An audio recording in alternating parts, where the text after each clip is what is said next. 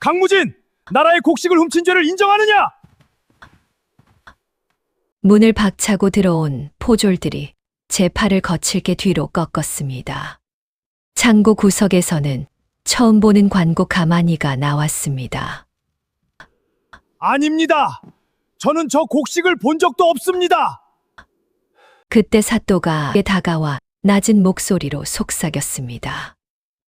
며느리와 손녀가 어디 있는지만 말해라. 그러면 살려주마.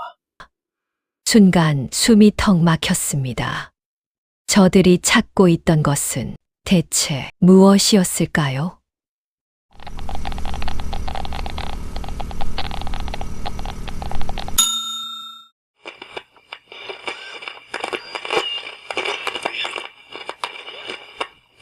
기록 수신이 완료되었습니다.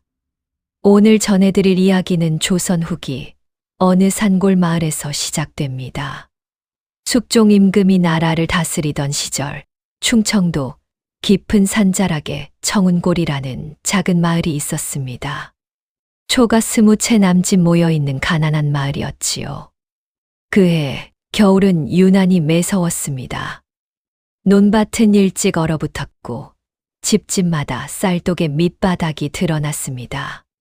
청운골 끝자락 낡은 초가에는 63세 약초꾼 무진이 살았습니다. 무진은 양반도 중인도 아닌 평범한 상민이었습니다. 젊어서 아내를 잃은 뒤 두 아들을 혼자 키웠지요. 봄이면 두릅과 당귀를 캐고 여름이면 산도라지와 더덕을 찾았습니다. 그렇게 번 몇 푼으로 두 아들을 먹이고 입혔습니다. 가난했지만 남의 것은 탐내지 않았습니다.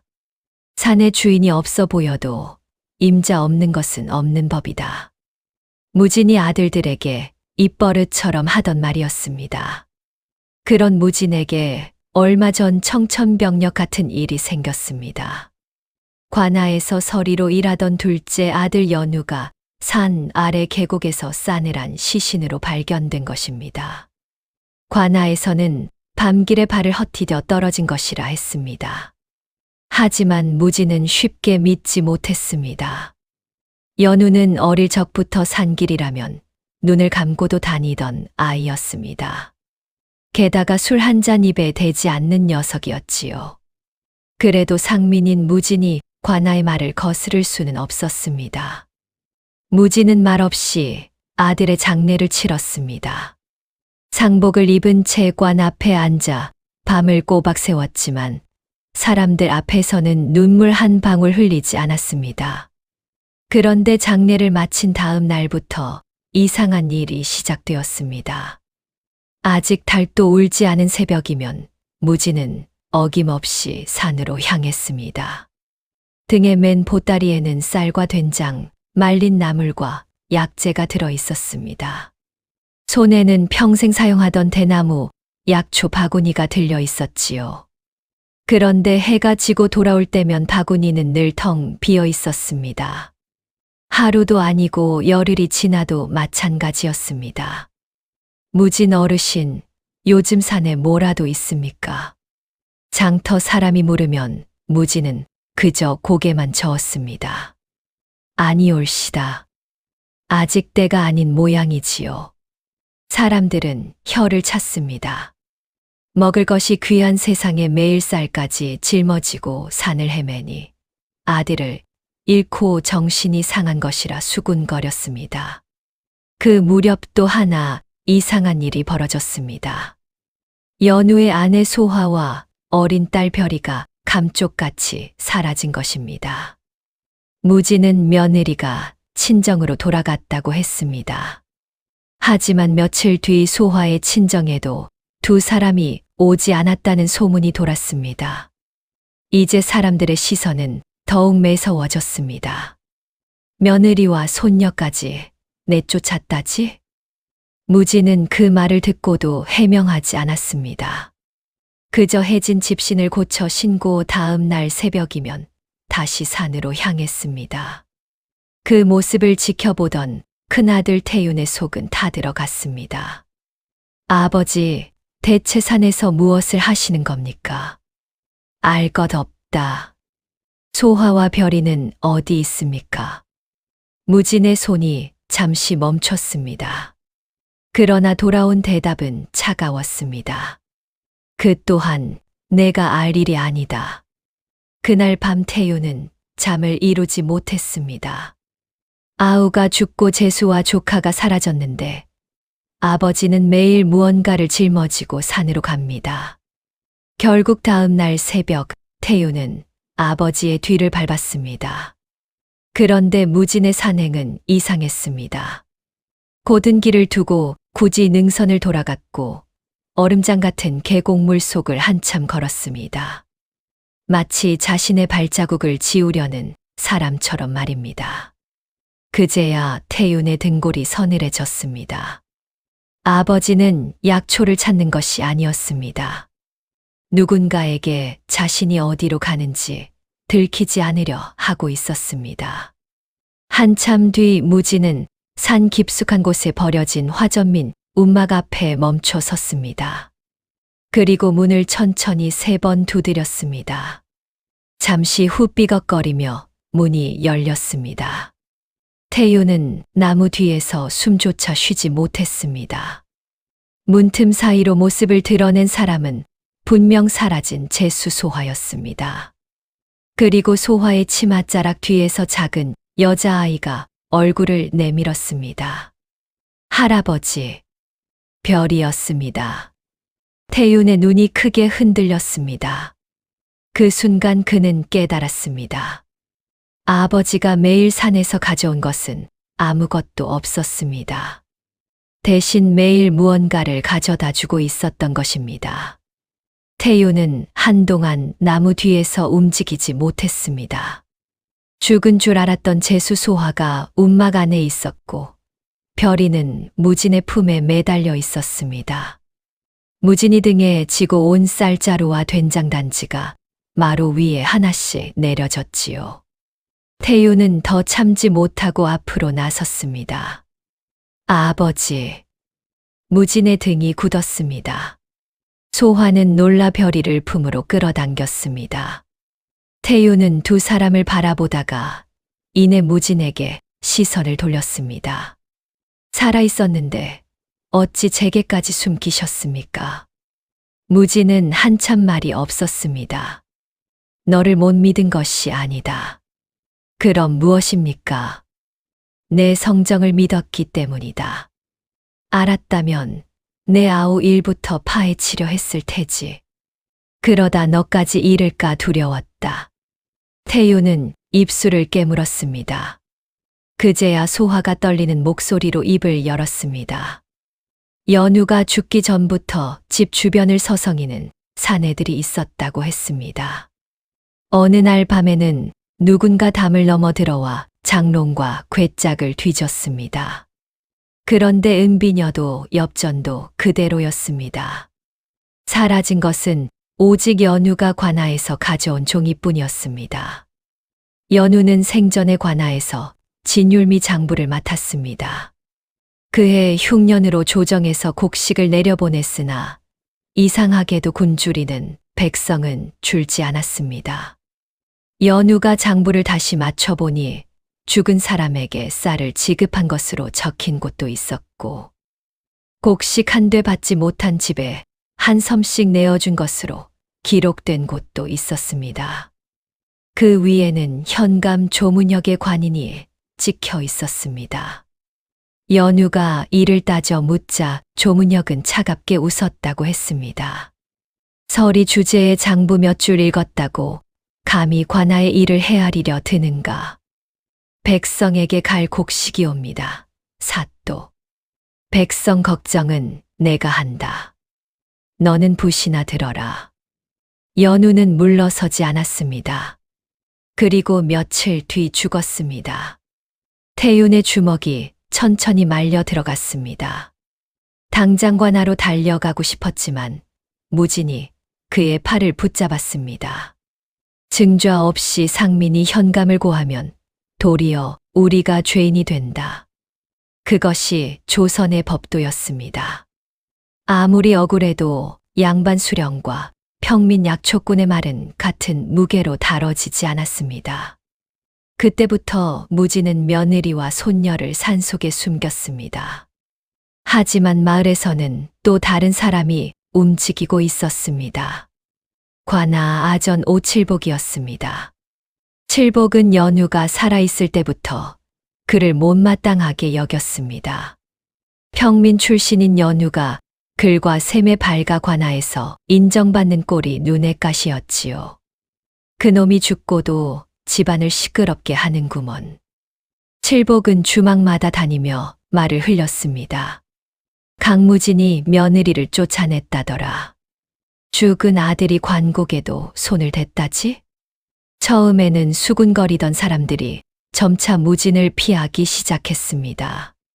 장터에서는 약초를 받지 않겠다는 상인도 생겼습니다. 무진이 당귀꾸러미를 내밀자 한 상인이 슬그머니 손을 거두었습니다. 어르신, 오늘은 그냥 돌아가시오. 어찌 그러시오? 상인은 주변을 살피고 목소리를 낮췄습니다. 관아 사람들과 얽힌 집 물건을 잘못 받았다가 나까지 화를 입을까 두렵소. 무지는 아무 말 없이 약초를 다시 등에 졌습니다. 집으로 돌아가는 길, 그의 발걸음은 전보다 무거웠습니다. 그날 저녁에는 초가 담장 밖에서 발소리가 들렸습니다. 태윤이 문을 열어보니 아무도 없었습니다. 다만 문지방 앞 흙바닥에 관아에서 씻는 검은 가죽신 자국 하나가 선명하게 남아 있었습니다.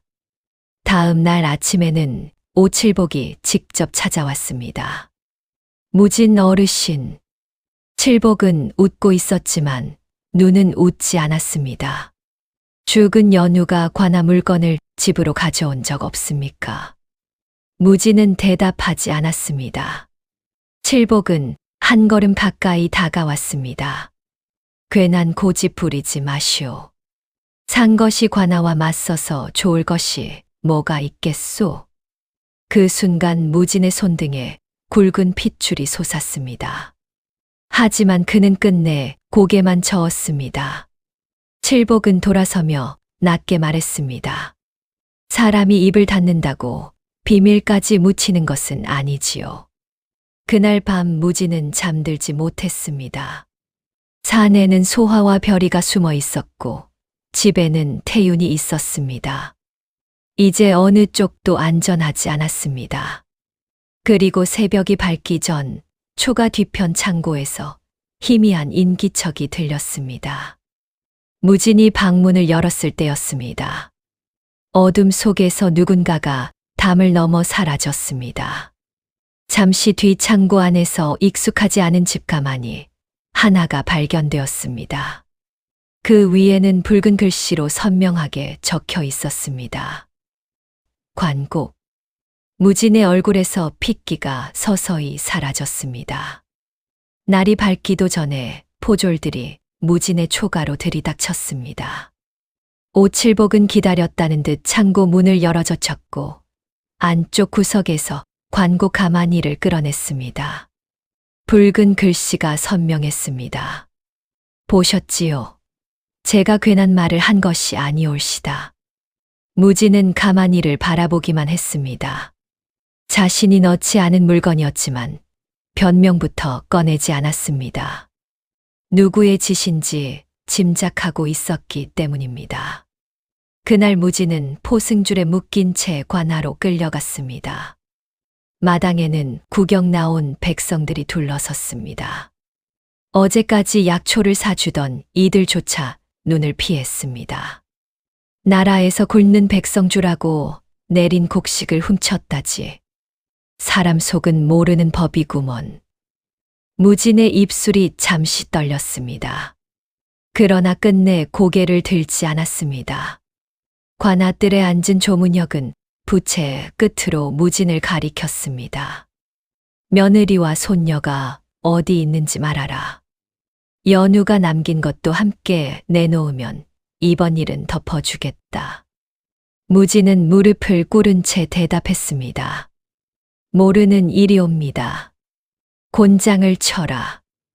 천매가 등을 갈랐습니다. 10대가 지나자 3배옷이 피에 젖었습니다. 20대가 넘자 무지는 더 이상 허리를 펴지 못했습니다. 그래도 입은 열지 않았습니다. 그날 저녁 태유는 아버지를 등에 업고 집으로 돌아왔습니다. 물에 적신 배로 상처를 닦는데 무진의 등이 움찔할 때마다 태윤의 눈가가 붉어졌습니다. 왜 아무 말씀도 안 하셨습니까? 무진은 벽만 바라봤습니다. 말하면 산에 있는 아이들이 죽는다. 태윤은 더 묻지 못했습니다. 그러나 위기는 끝나지 않았습니다. 오칠복은 약초꾼으로 꾸민 사내들을 산으로 보냈습니다. 며칠 뒤 운마 근처에서 낯선 발자국이 발견되자 소하와 별이는 급히 자리를 옮겨야 했습니다. 그 와중에 별이가 대나무 피리를 놓고 왔습니다. 아버지가 준 것이에요. 아이는 결국 몰래 운막으로 돌아갔습니다. 하지만 이미 칠복의 수하들이 기다리고 있었습니다. 별이는 울음을 삼키며 산 아래로 달렸습니다. 뒤에서 발소리가 가까워지자 목에 건 피리를 입에 물었습니다. 길게 한 번, 그리고 다시 한 번. 날카로운 피리 소리가 골짜기를 타고 퍼졌습니다. 태윤이 그 소리를 들었습니다. 그는 숨이 끊어질 듯 산길을 달려 별이를 끌어안았습니다. 그러나 뒤따라온 사내에게 떠밀리며 비탈 아래로 굴러 떨어졌습니다. 큰아버지. 태윤은 별이를 품에 안은 채 바위에 부딪혔습니다. 오른쪽 다리가 기이하게 꺾였습니다. 뒤늦게 달려온 무지는 그 모습을 보고 그대로 주저앉았습니다. 둘째를 잃었던 산이었습니다. 이번에는 큰아들까지 그 흘 위에 쓰러져 있었습니다.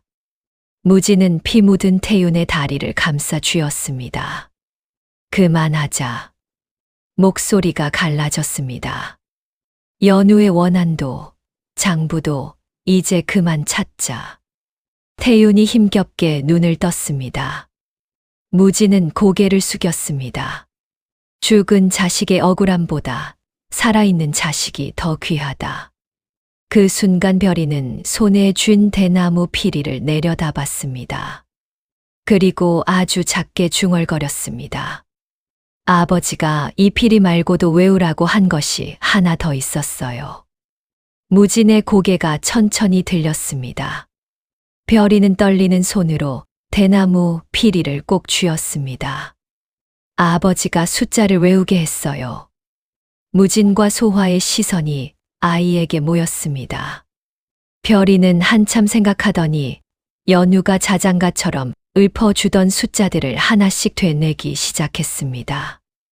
몇 섬, 몇 말, 어느 마을 몇 집.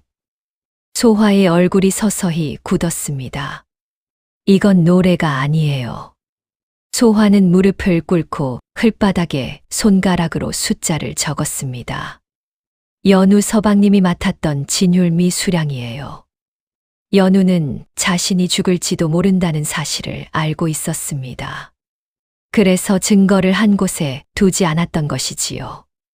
소화에게는 장부의 숫자를 기억하게 했고, 진율창을 지키던 천민 창고지기 복수에게는 실제 곡식의 출납을 따로 적어두게 했습니다. 무지는 그제야 아들이 남긴 뜻을 깨달았습니다. 연우가 혼자 싸운 것이 아니었구나. 며칠 뒤 태유는 부목을 댄 다리를 끌고 복쇠를 찾아갔습니다. 복쇠는 처음에는 고개를 저었습니다. 나 같은 천것이 무슨 말을 한들 누가 믿겠습니까? 무진이 그의 앞에 조용히 앉았습니다. 신분이 사람의 입까지 막을 수는 없지 않소. 복쇠는 한참 침묵하다 낡은 나무괴에서 작은 장부를 꺼냈습니다. 하지만 여전히 한 조각이 부족했습니다. 현감의 관인이 찍힌 출고표였습니다.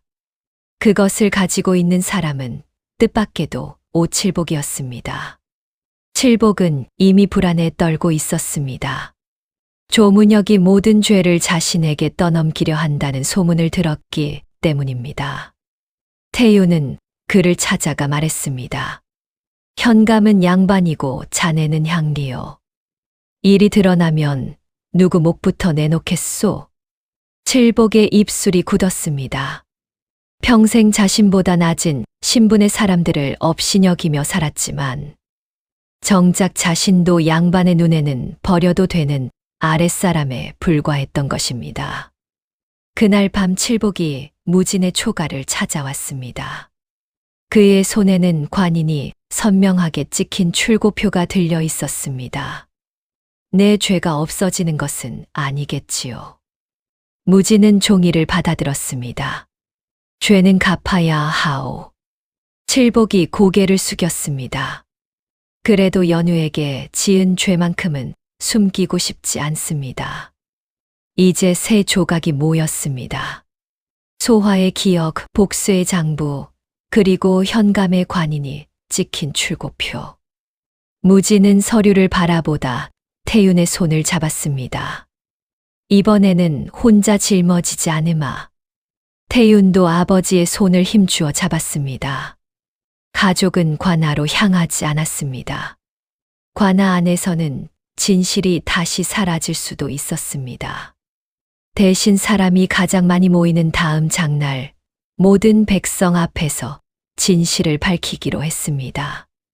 그리고 그 무렵, 낯선 선비 한 사람이 청운골 주막에 머물기 시작했습니다. 그가 허리춤 깊숙한 곳에 감춰둔 것은 평범한 호패가 아니었습니다. 닷새 뒤 청운골 장터에는 평소보다 많은 사람이 모였습니다. 무진은 장터 한가운데에 섰습니다. 그 옆에는 부목을 댄 태윤과 소화, 복쇠가 있었습니다. 소문을 듣고 달려온 조문혁은 포졸들을 거느린 채 호통쳤습니다. 감히 관아의 일을 장터에서 논하려 드느냐? 무진은 물러서지 않았습니다. 장부에는 천섬을 풀었다 하였습니다. 그런데 어찌 곡식을 받았다는 백성들이 굶어 죽었습니까? 소화가 연우에게 외운 수량을 말했고 복쇠가 실제 출납을 기록한 장부를 내놓았습니다. 마지막으로 오칠복이 떨리는 손으로 조문혁의 관인이 찍힌 출고표를 펼쳤습니다. 새 기록의 수량은 정확히 맞아떨어졌습니다. 조문혁의 얼굴이 붉어졌습니다. 평민과 천것들이 입을 맞춘 것이 분명하다. 모두 잡아들여라. 바로 그때였습니다. 장터 뒤편에서 한 사내가 앞으로 걸어 나왔습니다. 며칠 전부터 주막에 머물던 낯선 선비였습니다. 그가 도포 안에서 마패를 꺼내 높이 들었습니다. 암행어사 출두요. 장터가 술렁였습니다. 조문혁은 그대로 굳어버렸습니다. 이미 어사는 인근 고을의 진율미 횡령을 조사하고 있었습니다. 객주의 창고에서는 빼돌린 관곡이 발견되었고 조문혁이 은전을 받은 기록까지 나왔습니다. 조문혁은 모든 죄를 칠복에게 떠넘기려 했습니다. 그러나 칠복은 결국 자신이 받은 명령과 무진에게 관곡 누명을 씌운 일까지 털어놓았습니다. 조문혁은 파직되어 한양으로 압송되었습니다. 칠복 역시 벌을 피하지 못했습니다. 다만 마지막에 스스로 죄를 고하고 증좌를 내놓은 점은 참작되었다고 합니다. 무진의 누명도 벗겨졌습니다. 관아에서는 의로운 일을 한 무진에게 곡식과 포상을 내리려 했습니다. 하지만 무진은 고개를 저었습니다. 제게 주실 곡식이 있다면 굶어 죽은 이들의 집부터 살펴주시옵소서. 그 말을 들은 마을 사람들은 아무도 고개를 들지 못했습니다. 이듬해 봄, 눈이 녹은 청운산에 새순이 돋았습니다. 무진은 태윤과 별이를 데리고 오랜만에 산에 올랐습니다. 별이가 바위 틈에서 귀한 약초 한 포기를 발견했습니다. 할아버지, 이것을 캐면 되겠습니까? 무지는 잠시 바라보다 고개를 저었습니다. 두거라. 귀하다고 모두 가져야 하는 것은 아니란다. 살아있는 것은 제자리에서 지켜주는 것이 더 귀할 때도 있지. 산을 내려오던 별이가 무진의 손에 들린 바구니를 바라보았습니다. 할아버지, 오늘도 바구니가 비었네요. 무진은 걸음을 멈췄습니다. 그리고 손녀의 머리를 천천히 쓰다듬었습니다. 사람들은 바구니 안만 보고 비었다고 말하지. 무진은 봄볕이 내려앉은 산길을 바라보았습니다. 하지만 사람이 무엇을 지고 살아왔는지는 바구니만 봐서는 모르는 법이란다. 지난 겨울 그의 바구니는 늘 비어 있었습니다. 그러나 무진은 단 한 번도 빈손으로 산에 오른 적이 없었습니다. 그의 등에는 쌀과 약초가 있었고 며느리와 손녀의 목숨이 있었으며 죽은 아들과의 약속이 있었습니다. 이로부터 청운골 사람들은 무진을 더는 가난한 약초꾼이라 부르지 않았습니다. 신부는 상민이었으나 그 마음만큼은 어느 높은 벼슬아치보다 귀한 사람이라 하였습니다. 그리고 후세 사람들은 오래도록 이렇게 말했습니다. 비어있는 바구니를 보고 그 사람의 삶까지 비었다 여기지 말라. 눈에 보이지 않는 짐이 때로는 가장 무거운 법이니 말입니다.